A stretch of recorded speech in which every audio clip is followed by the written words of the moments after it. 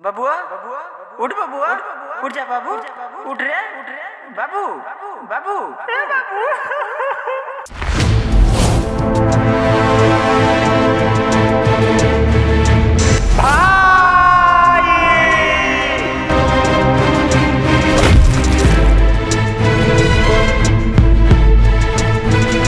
भाई ए भाई हम तोरा के कुछ ना कर दे रे भाई।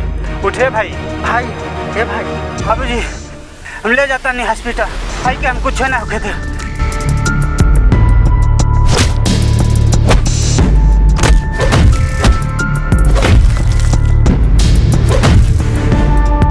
बेटा तू अपने आप के इन्हन के हवाले कर दे, नहीं तो तेरे भाई का जान नहीं बची।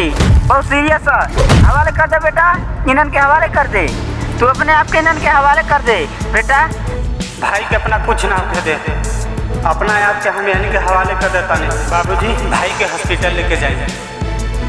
ठीक बा, लेके जात बानी हॉस्पिटल बाबू के। ठीक बा।